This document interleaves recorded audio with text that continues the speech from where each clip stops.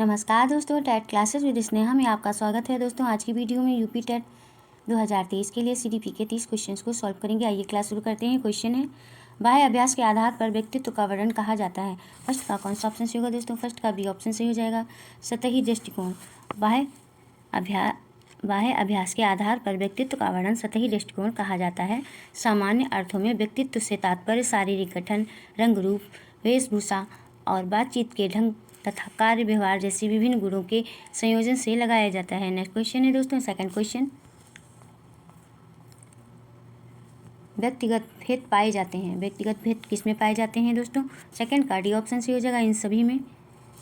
Tyler के अनुसार एक व्यक्ति का दूसरे व्यक्ति से भिन्नता एक सार्वभौमिक घटना जान पड़ती है। यह भिन्नता किसी भी स्तर में हो सकती है, जैसे कि बुद्धि स्तर में, अभिवृत्ति में, गतिवाही योग्यता में और संवेगात्मक स्तर में, रुचियों में, विचारों में, सीखने में और विशिष्ट योग्यताओं में।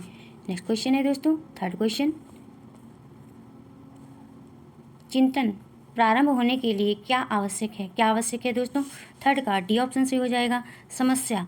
चिंतन प्रारंभ होने के लिए समस्या का होना आवश्यक होता है। मार्शल ने कहा है, चिंतन उस समय प्रारंभ होता है जब व्यक्ति के समक्ष कोई समस्या उपस्थित होती है और वह उसका समाधान खोजने का प्रयत्न करता है। नेक्स्ट क्वेश्चन है दोस्तों, फोर्थ क्वेश्चन, बुद्धि लब्धि संप्रत्यय विकसित किया किसने विकसित किया दोस्तों? फोर्थ का सी ऑप्शन सही हो जाएगा, टर्मैन ने। बुद्धि लब्धि संप्रत्यय को विकसित करने का श्रेय टर्मैन को जाता है। नेक्स्ट क्वेश्चन है दोस्तों, फिफ्थ क्वेश्चन, प्रगतिशील परिवारों के बच्चों में अपेक्षाकृत कौन सा प्रेरक अधिक प्रबल होता है? फिफ्थ का सी ऑप्शन सही हो जाएगा, उपलब्धि। प्रगतिशील परिवारों के बच्चों में अपेक्षाकृत उपलब्धि अभिप्रेरक अधिक प्रबल होता है, क्योंकि उपलब्धि अभिप्रेरक सामाजिक प्रतिष्ठा, पुरस्कार, जिज्ञासा, सुख आदि अभिप्रेरकों के कार्यों की पूर्ति करता है। नेक्स्ट क्वेश्चन है दोस्तों, सिक्स्थ क्वेश्चन, निम्न में से कौन सा पिछड़ेपन का कारण नहीं है? सिक्स का डी ऑप्शन सही हो जाएगा, स्वस्थ वातावरण। पिछड़ेपन के अनेक कारण हो सकते हैं। शारीरिक कारणों के अतिरिक्त परिवार के कलहपूर्ण, अशिक्षित, दूषित व शोर शराबे से युक्त वातावरण, परिवार की निर्धनता, बुरे मित्रों की संगति, अयोग्य व निष्ठुर अध्यापक, निर्देशन का अभाव जैसे कारणों की वजह से बालक अपनी शिक्षा को ठीक ढंग से जारी नहीं रख पाते हैं और शिक्षा प्राप्त करने में पिछड़ जाते हैं। नेक्स्ट क्वेश्चन है दोस्तों, सेवंथ क्वेश्चन, व्यक्तित्व का पहला प्रकार्यात्मक वर्गीकृत प्रस्तुत किया किसने प्रस्तुत किया दोस्तों? सेवंथ का कौन सा ऑप्शन सही हो जाएगा? सेवंथ का सी ऑप्शन सही हो जाएगा, हिप्पोक्रेटस ने। व्यक्तित्व का पहला प्रकार्यात्मक वर्गीकरण यूनानी चिकित्सक हिप्पोक्रेटस ने प्रस्तुत किया था। इन्होंने व्यक्तियों को भावशून्य, क्रोधी और आशावादी तथा शिक्षावादी में बांटा था। नेक्स्ट क्वेश्चन है दोस्तों, एट क्वेश्चन, सामान्य तथा विशिष्ट कारक सिद्धांत का प्रतिपादन किया था किसने किया था दोस्तों? एट का बी ऑप्शन सही हो जाएगा, स्पीयरमैन ने। बुद्धि के द्विकारक सिद्धांत का प्रतिपादन अंग्रेजी मनोवैज्ञानिक स्पीयरमैन ने 1904 में किया था। स्पीयरमैन ने कहा कि बुद्धि दो प्रकार के कारकों से मिलकर बनी है। पहली होती है सामान्य योग्यता कारक, जिसे जी फैक्टर कहते हैं, और दूसरा विशिष्ट योग्यता कारक, जिसे एस फैक्टर कहते हैं। नेक्स्ट क्वेश्चन है दोस्तों, नाइन्थ क्वेश्चन, तनाव को कम करने के अप्रत्यक्ष ढंग कहलाते हैं। क्या कहलाते हैं दोस्तों? नाइन्थ का बी ऑप्शन सही हो जाएगा, रक्षात्मक यांत्रिकता। तनाव को कम करने के अप्रत्यक्ष ढंग रक्षात्मक यांत्रिकता कहलाते हैं। यह यांत्रिकता संवेग केंद्रित समायोजी व्यूह संरचना का संज्ञानात्मक उपाय है। नेक्स्ट क्वेश्चन है दोस्तों, टेंथ क्वेश्चन, डैश में क्या फिल करेंगे दोस्तों? मस्तिष्क की संरचना तथा कृत्यों में विभेद का परिणाम होता है। टेंथ का सी ऑप्शन सही हो जाएगा दोस्तों, डिस्लेक्सिया मस्तिष्क की संरचना और कृत्यों में विभेद का परिणाम होता है। डिस्लेक्सिया में पढ़ना, लिखना और शब्द विन्यास करना मुश्किल हो जाता है। ऐसा इसलिए होता है क्योंकि मस्तिष्क शब्दों या अक्षरों में विभेद नहीं कर पाता है। नेक्स्ट क्वेश्चन है दोस्तों, 11वां क्वेश्चन, जिन बालकों की बुद्धि लब्धि डैश में क्या फिल करेंगे दोस्तों? है साधारणतः उन्हें मानसिक न्यूनता ग्रसित की श्रेणी में रखते हैं। 11th का कौन सा ऑप्शन सही होगा दोस्तों? ए ऑप्शन सही हो जाएगा, 70 से कम। जिन बालकों की बुद्धि लब्धि 70 से कम होती है साधारणतः उन्हें मानसिक न्यूनता ग्रसित या जड़ बुद्धि की श्रेणी में रखते हैं। टर्मैन के अनुसार ऐसे बच्चों की संख्या सामान्यतः 2% ही होती है। नेक्स्ट क्वेश्चन है दोस्तों 12th क्वेश्चन। डैश में क्या फिल करेंगे दोस्तों? बच्चों में अमूर्तमान प्रत्ययों को ग्रहण करने की योग्यता होती है। 12th का भी ऑप्शन सही हो जाएगा दोस्तों, प्रतिभाशाली बच्चों में अमूर्तमान प्रत्ययों को ग्रहण करने की योग्यता होती है। इनकी ज्ञानेंद्रियों का विकास अधिक तीव्र गति से होता है। इनमें संज्ञानात्मक क्रियाओं की योग्यता अधिक होती है। इनमें अंतर्दृष्टि या सूझ अधिक होती है। इसके अलावा भी प्रतिभाशाली बच्चों की अनेक विशेषताएं होती हैं। नेक्स्ट क्वेश्चन है दोस्तों 13 क्वेश्चन। निम्न में से कौन सा मूल्यांकन का प्रकार नहीं है? 13 का ए ऑप्शन सही हो जाएगा। मानक मूल्यांकन के कई प्रकार होते हैं, जैसे कि निर्माणात्मक मूल्यांकन, योगात्मक या संकलनात्मक मूल्यांकन और CCE या सतत एवं व्यापक मूल्यांकन, और मानक संदर्भित मूल्यांकन, मानदंड संदर्भित मूल्यांकन। मानक मूल्यांकन के ये प्रकार नहीं है दोस्तों, मानक मूल्यांकन का प्रकार नहीं है। नेक्स्ट क्वेश्चन है दोस्तों 14 क्वेश्चन। निम्न में से कौन सी सामाजिक रूप से वंचित की समस्या नहीं है? 14 का ए ऑप्शन सही हो जाएगा। सीखने के लिए प्रेरणा का अभाव। सामाजिक रूप से वंचित की समस्याएं हो सकती हैं, जैसे कि सृजनशीलता को पोषित होने के अवसर नहीं मिलना और रहने के लिए स्वस्थ परिवेश का होना, विद्यालय में पक्षपातपूर्ण वातावरण का सामना करना। सीखने के लिए प्रेरणा का अभाव सामाजिक रूप से वंचित की समस्या ना होकर व्यक्ति विशेष से संबंधित समस्या है। नेक्स्ट क्वेश्चन है दोस्तों 15 क्वेश्चन। शिक्षण प्रक्रिया में विद्यार्थी है। 15 का कौन सा ऑप्शन सही हो जाएगा दोस्तों? 15 का ये ऑप्शन सही हो जाएगा दोस्तों, आश्रित चर। शिक्षण एक सामाजिक प्रक्रिया। इस प्रक्रिया में 3 चर होते हैं। शिक्षक होता है, दूसरा विद्यार्थी होता है, तीसरा पाठ्यक्रम होता है। शिक्षक स्वतंत्र चर होता है, विद्यार्थी आश्रित चर होता है, और पाठ्यक्रम जो होता है वो हस्तक्षेप चर होता है। नेक्स्ट क्वेश्चन है दोस्तों 16 क्वेश्चन। RTE एक्ट 2009 के अनुसार शिक्षक हेतु प्रति सप्ताह कार्य घंटे हैं। 16 का कौन सा ऑप्शन सही हो जाएगा दोस्तों? 16 का सी ऑप्शन सही हो जाएगा, 45। RTE एक्ट 2009 यानी कि शिक्षा का अधिकार अधिनियम 2009 के अनुसार शिक्षा हेतु प्रति सप्ताह 45 घंटे निर्धारित किया गया है। नेक्स्ट क्वेश्चन है दोस्तों 17 क्वेश्चन। NCF 2005 बल देता है। डैश में क्या फिल करेंगे दोस्तों? 17 का ए ऑप्शन सही हो जाएगा, करके सीखने पर। NCF 2005 यानी कि राष्ट्रीय पाठ्यचर्या की रूपरेखा 2005 करके सीखने पर बल देती है। NCF 2005 के अनुसार सीखने की प्रक्रिया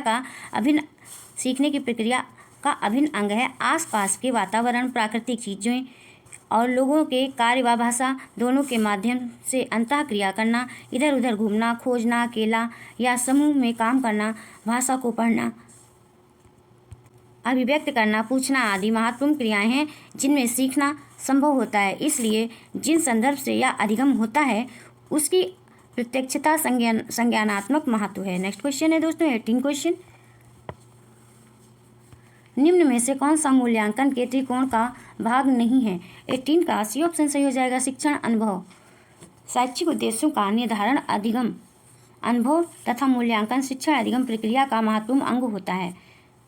शैक्षिक मूल्यांकन के लिए इनका होना आवश्यक होता है, इसलिए इनका संबंध शिक्षक, विद्यार्थी और पाठ्यक्रम तीनों से होता है, जबकि शिक्षण अनुभव शिक्षक मात्र से संबंधित होता है। नेक्स्ट क्वेश्चन है दोस्तों 19 क्वेश्चन। क्रियात्मक अनुबंधन के महत्व के बारे में निम्न में से कौन सा कथन सही नहीं है? 19 का डी ऑप्शन सही हो जाएगा, उपरोक्त में से कोई नहीं। गुड ने क्रियात्मक अनुबंधन को परिभाषित करते हुए कहा है कि क्रियात्मक अनुसंधान शिक्षक, निरीक्षकों और प्रशासकों द्वारा अपने कार्यों एवं नियमों की गुणात्मक उन्नति के लिए प्रयोग किया जाने वाला अनुसंधान है। इस परिभाषा के आधार पर यह कहा जा सकता है कि क्रियात्मक अनुसंधान में उपभोक्ता ही अनुसंधान करता होता है। क्रियात्मक अनुसंधान के द्वारा समस्याओं का हल जल्दी से प्राप्त किया जाता है और समस्या का हल अभ्यास के लिए किया जाता है, इसका मूल्यांकन नहीं किया जाता। शिक्षकों और विद्यालय के कार्यकर्ताओं में कार्य कौशल का विकास किया जाता है। नेक्स्ट क्वेश्चन है दोस्तों 20 क्वेश्चन। वातावरण वह बाहरी शक्ति है जो हमें प्रभावित करती है। किसने कहा था? 20 का बी ऑप्शन सही हो जाएगा, रॉस ने। रॉस के अनुसार वातावरण वह बाहरी शक्ति है जो हमें प्रभावित करती है। नेक्स्ट क्वेश्चन है दोस्तों 21 क्वेश्चन। तर्क, जिज्ञासा तथा निरीक्षण शक्ति का विकास होता है कि आयु पर? 21 का बी ऑप्शन सही हो जाएगा, 11 वर्ष। 11 वर्ष की आयु में बालक कठिन शब्दों की व्याख्या करने लगता है, विभिन्न वस्तुओं की परस्पर तुलना करने लगता है, वह प्रत्यक्ष अवलोकन करके पशु पक्षियों, कीड़े मकोड़े और कलपुर्जों आदि वस्तुओं का अधिकाधिक ज्ञान प्राप्त करने का प्रयास करने लगता है। उसकी तार्किक शक्ति और जिज्ञासा प्रवृत्ति तथा निरीक्षण शक्ति का पर्याप्त विकास हो जाता है। नेक्स्ट क्वेश्चन है दोस्तों 22 क्वेश्चन। शारीरिक विकास का क्षेत्र डैश में क्या फिल करेंगे दोस्तों? 22 का डी ऑप्शन सही हो जाएगा, ये सभी। शारीरिक विकास भार, लंबाई, सिर व मस्तिष्क, हड्डियां, दांत, स्नायुमंडल, मांसपेशियां, एंडोक्राइन ग्लैंड्स आदि क्षेत्रों में होता है। नेक्स्ट क्वेश्चन है दोस्तों 23 क्वेश्चन। इस अवस्था में बालकों में कई खोज करने की और घूमने की प्रवृत्ति बहुत अधिक बढ़ जाती है। 23 का कौन सा ऑप्शन सही होगा दोस्तों? 23 का बी ऑप्शन सही हो जाएगा दोस्तों, उत्तर बाल्यावस्था। उत्तर बाल्यावस्था में बालकों में नई खोज करने और घूमने की प्रवृत्ति बढ़ जाती है। नेक्स्ट क्वेश्चन है दोस्तों 24 क्वेश्चन। अधिगम अंतरण का थर्नडाइक सिद्धांत कहा जाता है। 24 का कौन सा ऑप्शन सही होगा दोस्तों?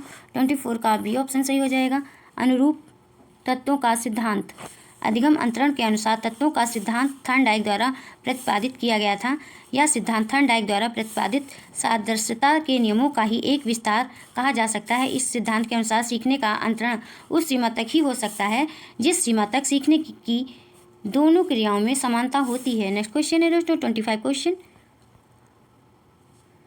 निम्न में से कौन सा वंशाक्रम का नियम नहीं है? 25 का डी ऑप्शन सही हो जाएगा, अभिप्रेरणा। वंशानुक्रम के सर्वाधिक प्रचलित नियम जो हैं वो हैं बीज कोष की निरंतरता का नियम, समानता का नियम, विभिन्नता का नियम और प्रत्यागमन का नियम, अर्जित गुणों के संक्रमण का नियम, मेंडल का नियम। अभिप्रेरणा वंशानुक्रम का नियम नहीं है। नेक्स्ट क्वेश्चन है दोस्तों 26 क्वेश्चन। डैश में क्या फिल करेंगे दोस्तों?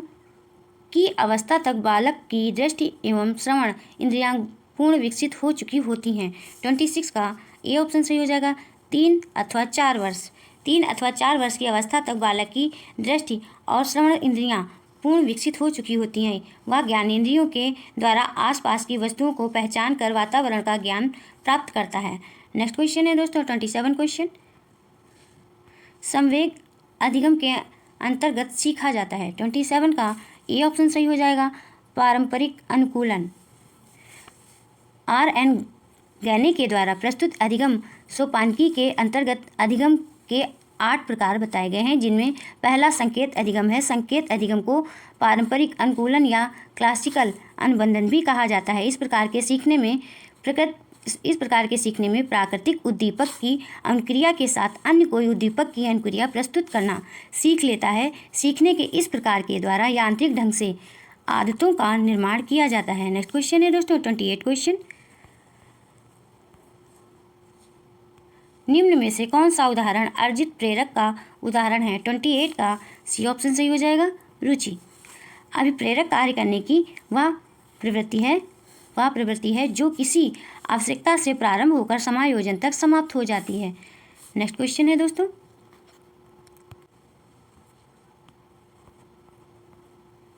29 क्वेश्चन है। अभिप्रेरणा वर्णित होती है। 29 का बी ऑप्शन सही हो जाएगा, भावात्मक जागृति द्वारा। मैकडोनाल्ड के अनुसार अभिप्रेरणा व्यक्ति के अंदर ऊर्जा परिवर्तन है जो भावात्मक जागृति तथा पूर्व अपेक्षित उद्देश्य अनुक्रिया से निर्धारित होती है। नेक्स्ट क्वेश्चन है दोस्तों 30 क्वेश्चन।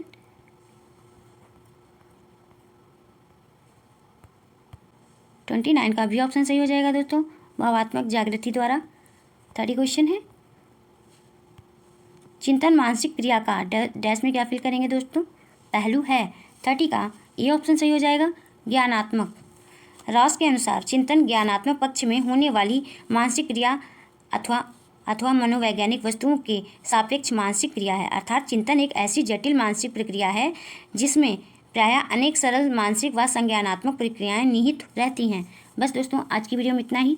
दोस्तों, यदि आपको क्लास अच्छी लगे तो चैनल को सब्सक्राइब और लाइक जरूर करें। मिलते हैं नेक्स्ट क्लास में। Thank you for watching this video.